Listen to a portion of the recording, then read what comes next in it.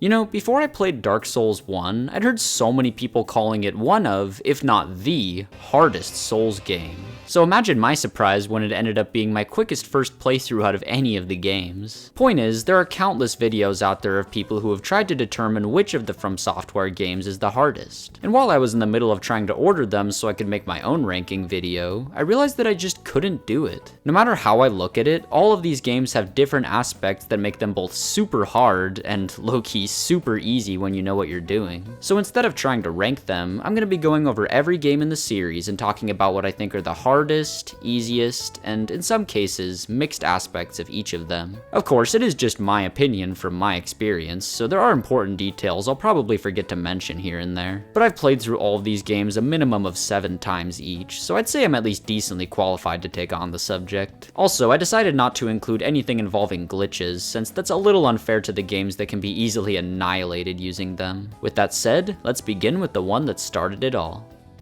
While Miyazaki's first game is generally not known for posing the most difficulty, it still has a couple uniquely challenging things going for it. And the first one I've gotta mention is the level design. In a lot of the more recent Souls games, while they do have well-made areas, most of the time it can be a complete joke to just ignore the enemies and run past everything if you know what you're doing. But in Demon's Souls, it's a way different story. Sure, there are some levels here and there that you can kinda easily run through, but for the most part, this game is significantly more intent than the others on making sure the player has to slowly and methodically make their way through each section. There are lots of tight, cramped hallways where you're forced to fight enemies, locations with an abundance of locked doors and keys to search for, enemies that are hell-bent on making sure nothing gets past them, an infamously unfun swamp section where you walk like your pants are full of shit. You get the point. This game may not have the hardest bosses, but it tries its damnness to make sure you remember the areas. Speaking of which, the other main challenge that stands out to me in Demon's Souls is the boss runbacks. Over time, FromSoft has noticeably gone out of their way to reduce how long it takes for players to make it back to a boss room after dying to it. But not in Demon's Souls. In this game, the only time you ever find checkpoints are after beating a boss, meaning you always have to make your way through an entire area just to reach the boss again. Granted, some of these areas do have shortcuts you can unlock, which significantly decrease how long the run takes, but some of them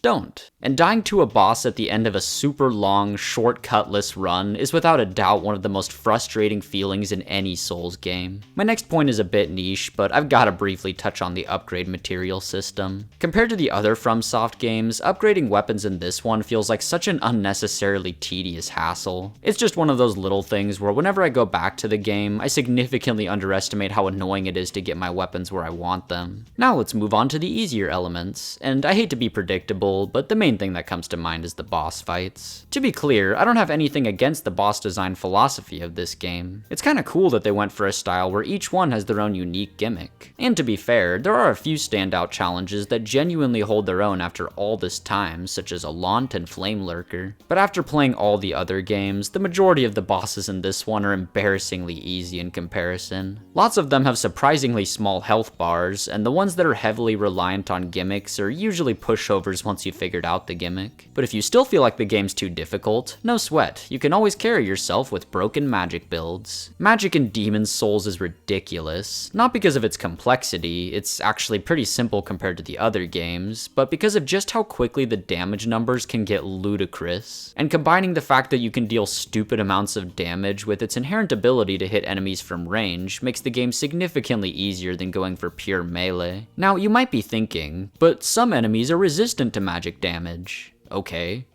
burn them.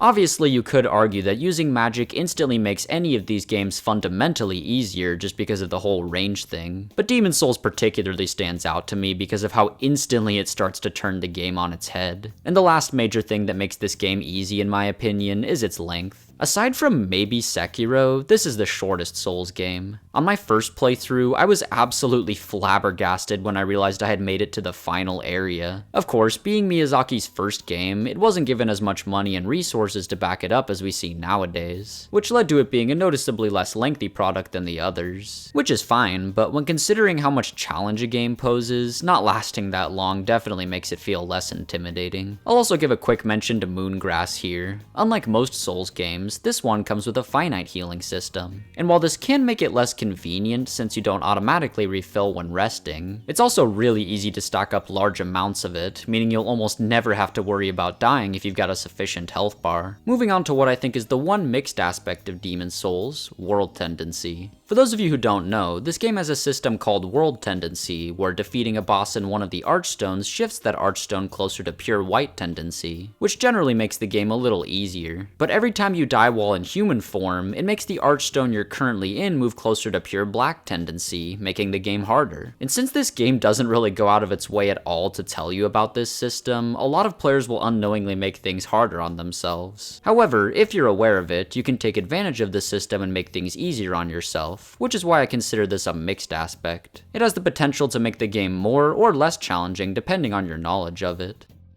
With Dark Souls 1, the first thing that comes to mind when thinking of what makes it difficult compared to the others has to be the open-ended nature of the game. Obviously, these days, Elden Ring exists, which is an actual open-world game, but that doesn't take away from the fact that DS1 really just lets you do whatever the hell you want, especially in the first half. And because of that, it's pretty common for first-time players to make some stupid-ass mistakes. You could go through the catacombs in the early game and make it all the way to the end of the Tomb of the Giants before getting the Lord Vessel. You could get cursed by the basilisks and drop down to Blight Town before getting a Purging Stone. You could kill Andre, your only convenient blacksmith for the first half of the game. Point is, this is a game where it's very easy for the player to unintentionally make things a lot harder on themselves. Aside from the open-endedness, the one other aspect of this game that stands out to me in terms of challenge would be the level design. Compared to Demon's Souls, the areas in this game are definitely a bit less cramped and awkward to make your way through, but it more than makes up for that with the sheer amount of ledges and environmental hazards you deal with. If I were able to calculate how many times I've died from falling in the Souls games, Dark Souls 1 would have at least double the amount of all the others, except maybe Elden Ring. Plus, a lot of the levels come with unique gimmicks, such as skeletons that continuously respawn until you defeat their necromancer, a maze-like design that's specifically meant for you to get lost in, booby traps galore, giants chucking flaming boulders at you, persistent asshole snipers, or even just being pitch dark. Like its predecessor, DS1 goes out of its way to put a large emphasis on the levels and environments themselves being out to get you. Moving on to the easier side of things, I've gotta say, for a game that was originally popularized because of how infamously difficult it is, the amount of overpowered weapons you can find right at the start is insane. Think about it, the Zweihander, the Great Axe, the Claymore, the Uchigatana, the Gravelord Greatsword, all of these weapons are obtainable basically at the beginning. For most of them, all you need to do is complete the tutorial, invest in a couple points, and bam, you're already carrying one of the most powerful tools in the entire game. To add to that, aside from Demon's Souls and Elden Ring, this is the main FromSoft game that can be potentially obliterated with magic. Miracles are still kinda whatever in this one, but if you heavily invest into sorcery or pyromancy, you'll be able to reach some pretty high damage numbers. If you want, you can even use both at once, since pyromancy requires 0 stat investment. The combination of overpowered early game weapons and magic being as reliable as it is means there's no shortage of ways to make this game significantly less intimidating. And the last thing I've gotta mention is the Master Key. This is basically just the cherry on top when discussing overpowered builds. If you pick this key as your starter gift, you literally have access to the entire first half of the game aside from the depths the moment you beat the tutorial, making that number of overpowered weapons I talked about multiply. Before moving on to DS2, I think there's one aspect of this game that would fall into the mixed category, and that's the boss fights. Originally, I was going to mention the bosses while talking about the easy stuff, because thinking back on the game, there are a lot of pushovers that come to mind. But to be fair, there are a decent chunk of fights in Dark Souls 1 that genuinely hold up in terms of challenge, assuming your build is within the range of reasonable. Ornstein and Smo, along with all the DLC bosses, have got some pretty demanding movesets that are comparable to the stuff FromSoft puts out in the modern day. So as a whole, this game's boss roster comes with high highs and low lows in terms of difficulty. Now for the black sheep of the series, Dark Souls 2. Real quick, I want to make it clear that I like this game. It has a lot of aspects that I really enjoy, but unfortunately a lot of my biggest issues with it are going to come out while discussing the difficulty, so there will be a little bit of roasting. Also, I should mention that I'm going off of the Scholar version. I'm sorry for any OG purists out there. As far as the difficult elements, the most standout one to me is that if you don't look up anything about this game before playing it, it could potentially be a nightmare. To an extent, that's admittedly also true for the rest of these games, but in Dark Souls 2 specifically, there are so many little things that could screw you over, such as not knowing to level up adaptability, or not knowing to save your fragrant branches of yore, since some statues are vital to clear if you want to complete the game. Personally, I severely regret not looking up any starter tips before I played this game for the first time. Because you know those two examples of potential problems I just mentioned? Both of them happened to me on my first playthrough. For the first good chunk of my experience, I had almost no iframes and was constantly looking up where to find more of those stupid ass branches. Plus, there were a lot of bits of common knowledge, such as how to get infinite life gems, that I was completely clueless on. Anyway, you get the point. If you play this game, do yourself a massive favor and look up a beginner guide or something. Next up, we've got to discuss one of the most easily predictable aspects of the entire video. The ganks. Yep, I know people in the comments are going to tell me that the DS2 gank complaint is overblown, but put simply, no. No, it's not. Every time I replay this game, I significantly underestimate how prevalent this issue will be, and then sure enough, I usually rack up a couple deaths from being surrounded. I guess there's really no elaboration necessary for this one, just straight up, there are often way too many enemies crammed together, especially in my favorite area, the Broom Tower. And you might be thinking, some of the other Souls games can also have situations where, you know, there's a pretty damn solid group of dudes clumped together. But my argument is, 1, none of the other games do it as consistently and egregiously as this one, and 2, this game's clunkier movement compared to the rest makes ganks so much shittier. Speaking of which, that's my next point, the game's clunky movement. Every once in a while you'll hear new Souls fans complain that Demon Souls or Dark Souls 1 feel a bit slow and rigid by modern standards. But the reason why I've never even considered calling those games clunky is because it's night and day compared to this one. To be fair, there is a smidge of personal preference here. Some people just prefer slower combat to faster combat, and for the most part, Dark Souls 2's combat is at least functional. But at the same time, I'd definitely call it rough around the edges. You have to wait for a short pause after every attack, and your stamina feels non-existent, which makes this game feel a bit fundamentally harder to get the hang of since you need to account for the jank. Now for the easy stuff. In direct contrast to what I said earlier about not looking up tips being a detriment, if you do look up a guide and learn to take advantage of the game's systems, you can low-key make it your bitch. Talking enough to a certain merchant will give you easy access to an infinite supply of life gems, which instantly makes healing a non-issue since you'll rarely run out as long as you stock up, plus they're honestly way more convenient than this game's version of Estus, since you can use them while walking, and they're just noticeably faster. You'll damn near never want to touch your Estus flask again since it's so slow in comparison. And of course, Dark Souls 2 has this little addition that none of the other games have even considered dabbling in: bonfire ascetics. If you burn one of these at a bonfire, then it makes the area surrounding the bonfire move up one New Game Plus cycle. While it's a very simple concept, I'm sure you could imagine the ludicrous potential of it. The most classic strategy is to head to the Black Gulch, defeat the Rotten, and continue using bonfire ascetics to make him respawn and keep getting more souls every time you defeat him. After doing this a good few times, you'll be significantly over-leveled for where you're at in the game. So yeah, bonfire ascetics are broken, but aside from proper knowledge going in, the other aspect of this game that sticks out like a sore thumb in terms of ease would be the boss fights. As usual, there's the obligatory mention of a few outliers such as Dark Lurker, Fume Knight, and Sir Alone, but man, when looking at a list of them all together, I can't say that more than 25% of them come off as a genuine serious challenge to me. Some of them are absolute jokes, and almost all of the others are usually just unnoteworthy in the grand scheme. Plus, strafing goes a long way in this game. If Dark Souls 2 is the first Souls game you play, you might find yourself being fairly challenged by the boss fights, but after playing literally any of the other games aside from Demon Souls, it just doesn't hold its own on this front. Though I will give a quick mention that DS2 is definitely the second most difficult when it comes to boss runbacks. Demon Souls runs are a little more consistently long, but with stuff like Luddenszalin and the Executioner's Chariot, this one's got a fair amount of lengthy ones.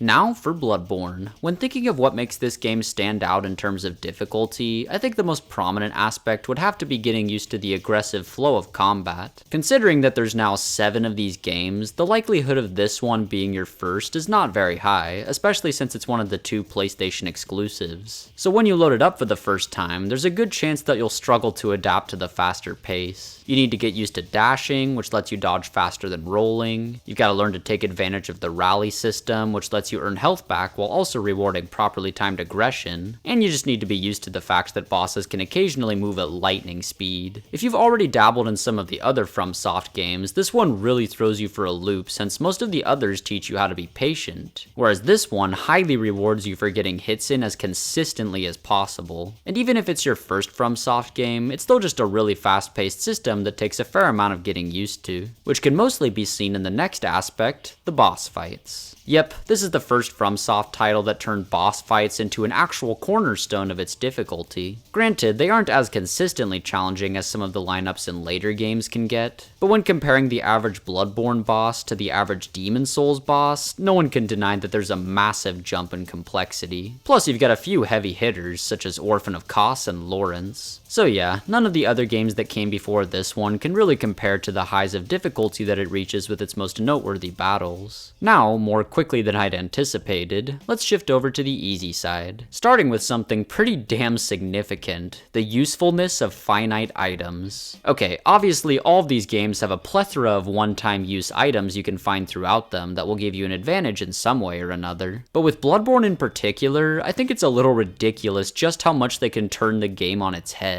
Beast blood pellets are obviously the big standout. Popping one grants you a temporary period of time where whenever you hit an opponent, it racks up the beast meter, which allows you to deal more damage as it goes up. Granted, it also makes your defense worse, but with how quickly it lets you demolish the bosses, that barely even matters most of the time. You could also stack the pellets with fire paper or bolt paper, depending on which type of boss you're fighting. Some of them can also be distracted with pungent blood cocktails. Of course, the whole idea of depending on a finite resource to defeat your enemies is a bit risky, since every time you die, the items you used have now just become a waste. Which means this likely won't be a huge help for first-time players who will probably die a lot regardless. It's just one of those things where if you're already good at the game, the items serve to make it even more of a breeze. And the other big thing I have to admit is that you can really abuse the Chalice dungeons. First, let's get this out of the way. There's a certain dungeon out there where every time you load the area, you get a hefty chunk of blood echoes for free, making it a super efficient farm that will get you overpowered in no time. Obviously this wasn't intended by the developers, but it's still possible without using glitches, so it technically still counts. Aside from that major example, there are also just a lot of convenient ways you can exploit the dungeons, such as finding late game weapons the moment you're able to search Chalice glyphs.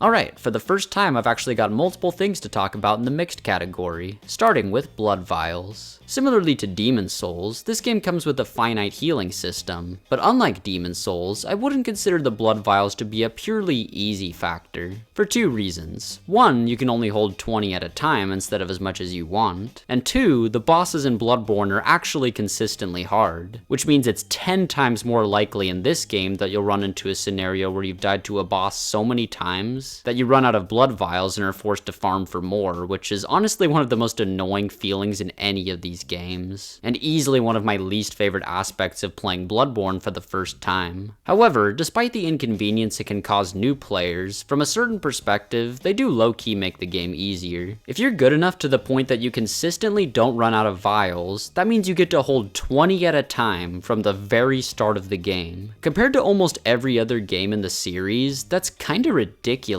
And if you ask me, once you get to the Forbidden Woods, I don't think running out of vials is ever an issue anymore. This area allows you to collect so many vials and get echoes from slaying so many damn enemies to the point that if a player is good enough to get to the woods in the first place by defeating Amelia, I see no reason why the woods wouldn't be a perfectly viable, massive farm for them. And the last subject to discuss would be counter damage. Lots of these games come with a bit of counter damage, but in Bloodborne, the difference is astronomical. If an enemy hits you in the middle of a dodge, you take double damage. So if they happen to hit you with an attack that's already powerful on its own, you can occasionally take some straight up disgusting hits. The reason why I have this in mixed is, of course, because your enemies also take counter damage. In reality, the difference it makes when you're getting hit feels a lot more noticeable, since your health bar naturally pales in comparison to the bosses. But over time, I'm sure there have been at least a handful of occasions where I may have not defeated a boss if it weren't for the bonus damage I got against them.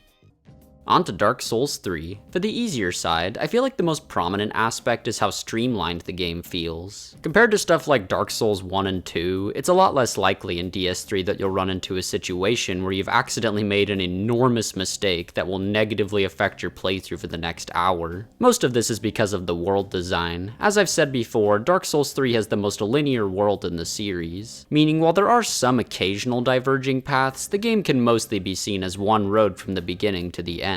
But the streamlined philosophy can also be seen in other places, such as making builds. Since this game doesn't lean into magic being overpowered like some of the others, most new players will probably just find a solid melee weapon and dump all of their non-health and stamina points into either strength or dex. So yeah, making your way through the map is pretty simple, and creating a viable build is even simpler, which makes this one of the most approachable Souls games for gamers who don't like when their actions can have major negative consequences. And quickly moving over to what makes the game hard, it's just the bosses. Like Bloodborne and the games that came after it, Dark Souls 3 puts a large emphasis of the game's quality and memorability on the spectacle and engaging movesets of the big cool boss fights, which simultaneously means that it puts a large emphasis on the fights being a challenge. When I think back on any time that I struggled or got stuck when playing this game for the first time, it's pretty much just the boss fights. Opponents like Nameless King, Midir, and Sister Frieda are still up there with some of the biggest challenges they've made. And weirdly enough, that's all I have to say about Dark Souls 3. Ironic, since this is the FromSoft game I have the most hours on, but for whatever reason, there's nothing else about this game that stands out to me making it easier or harder. It's just a streamlined, relatively straightforward action RPG that stands on its own in terms of challenge by putting an emphasis on the bosses being satisfying obstacles to overcome.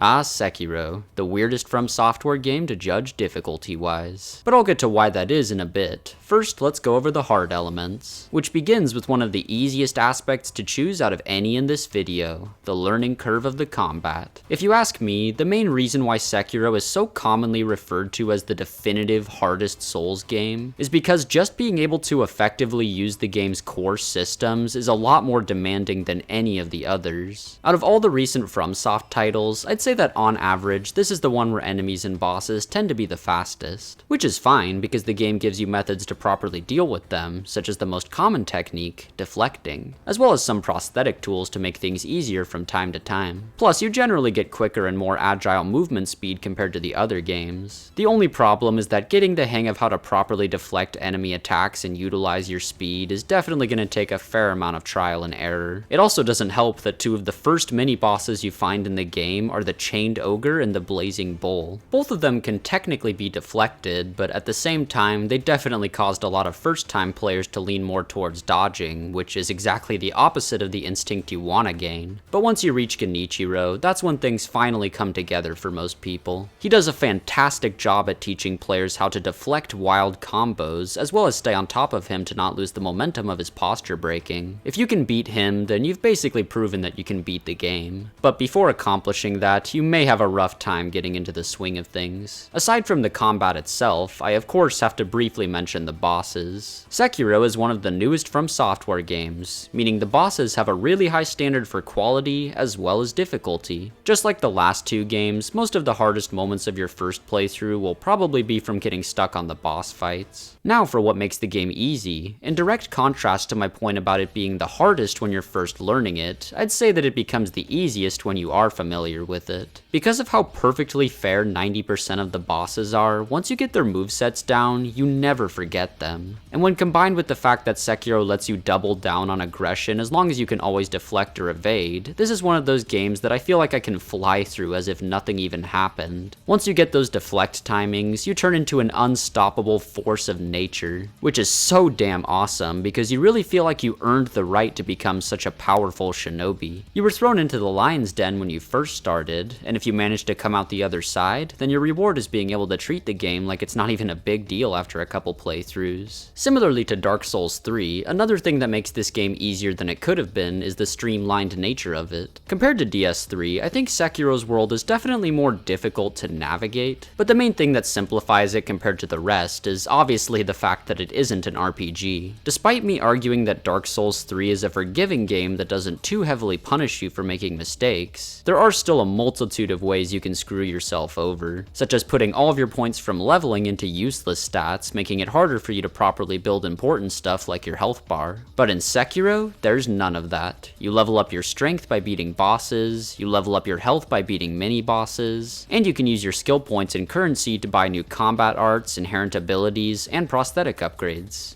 That's it. I'd also say this is why a small percentage of gamers found Sekiro less daunting to get into than the others. You don't need to worry about whether you're picking the right damage types, weapons, or spells to invest in. There's nothing to it except learning the combat and trying to get better at it. Before transitioning to the final game, I'll also give a brief mention to Sekiro's length here. Like I said when talking about Demon's Souls, I think that game and this one are comparable in terms of how short they are. But the reason why it doesn't stick out to me as much in Sekiro is because of how hard the bosses are. In Demon's Souls, you're way less likely to hit a genuine wall from a hard boss, meaning Sekiro probably has a much longer average first playthrough time. Still though, it is noticeably shorter than the other ones.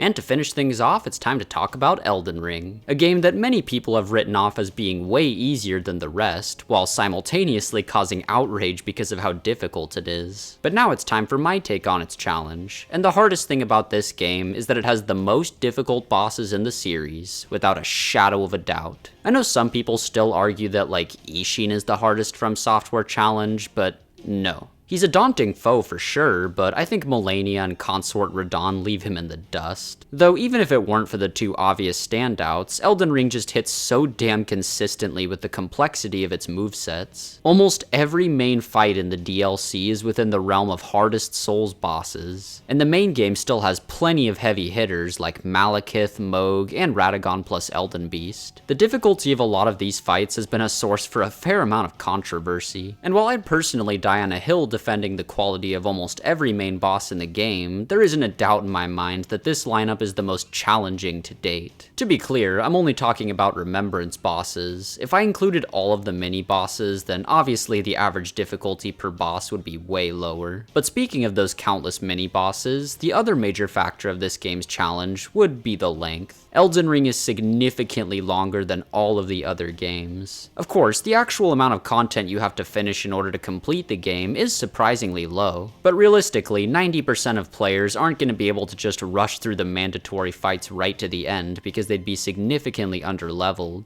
Unless you're a speedrunner or really know what you're doing, you've got to interact with at least a damn good chunk of content in order to get yourself to the point that you can actually beat the main game, not to mention the DLC. However, the sheer amount of content is ironically also part of why people consider this game the easiest. Firstly, because of the idea that you can always fight something easier. Stuck on a tough boss? Don't worry about it. Just go explore and fight some mini-bosses to level up a few times so you can come back stronger. This whole philosophy is apparently the reason why a lot of newcomers found Elden Ring to be a softer introduction to the series compared to the other games. Since you aren't forced to immediately step up and tackle the actual significant battles, you can basically just spend as much time as you want getting small level ups here and there, to the point where the boss you were initially intimidated by is barely even a challenge anymore. And the other big way players can exploit the game's size is by using what they find in it to make broken builds. Because of how many different weapons, spells, and tools there are throughout this massive world, the variety of options for making busted builds is unrivaled by any other FromSoft game. You've got a multitude of completely new mechanics, such as spirit summons, allowing you to have an ally, and the power of crystal tears, which allow you to buff yourself even beyond the standard mechanic of talismans. But even without that stuff, there are so many weapons and spells you can invest in that will make things 10 times easier on yourself. Honestly, there are so many that I won't even try to make a list of examples. But in short, most of it comes down to certain armaments having overpowered innate skills that, in some way or another, make the game a little easier. Some spells and spell combos are also pretty ridiculous. Plus, with how convenient it is to respec your stats, you can always change your mind and try using a different broken build. Whatever suits your taste, Elden Ring's got it.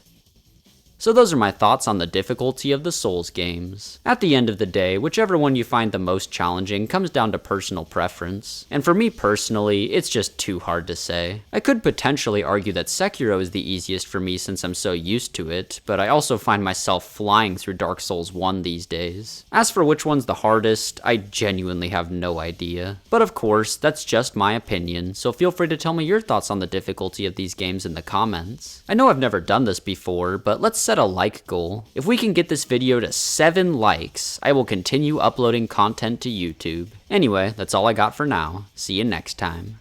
Unless you don't meet the like requirement, of course.